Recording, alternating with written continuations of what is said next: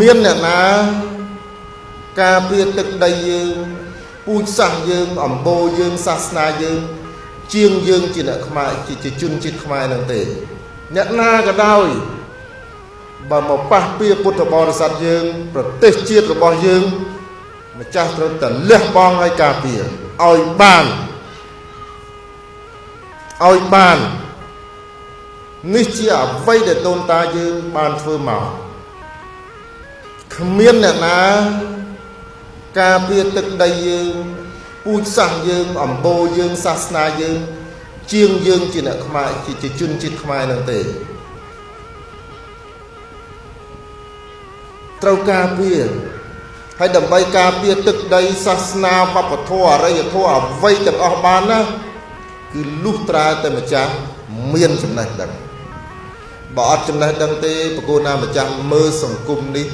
មិនសូវយល់ទេមិនសូវយល់ចឹងលោកម្ចាស់មានភារៈជាអ្នកការពារថែរក្សានៅទឹកដីនេះពូជអំបូរនេះសាសនានេះនៅលើទឹកដីកម្ពុជាហើយបើសិនជាយើងជាជនជាតិខ្មែរយើងអត់ស្រឡាញ់ផ្ទះយើងអត់ស្រឡាញ់វត្តយើងភូមិយើងទេអត់មានទេថ្ងៃណាមួយអ្វីៗគ្រប់យ៉ាងនឹងហួសពេលហើយយើងមានពពកបរោះយើងលះបង់ច្រើនណាស់ដើម្បីប្រទេសជាតិដើម្បីសាសនាចឹងលោកម្ចាស់ត្រូវតែបណ្ដុះចិត្តស្រឡាញ់ចំពោះទឹកដីចំពោះវត្តអារាមជាពិសេសអស់លោកសពបរោះទាំងអស់ដែលជាអ្នកបូជានៅបច្ច័យ4ចំពោះបកូនណាម្ចាស់គ្រប់ព្រះអង្គ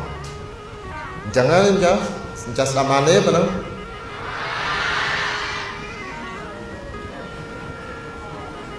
ក្នុងនឹងប្រកាសជាមានមួយអង្គឬពីរអង្គជាវីរៈបុរសទៅថ្ងៃអនាគតហើយមើលមិនឃើញទេអាចមានសម្ដេចជួនណាតនៅក្នុងនឹងក៏មិនដឹងទៅថ្ងៃអនាគត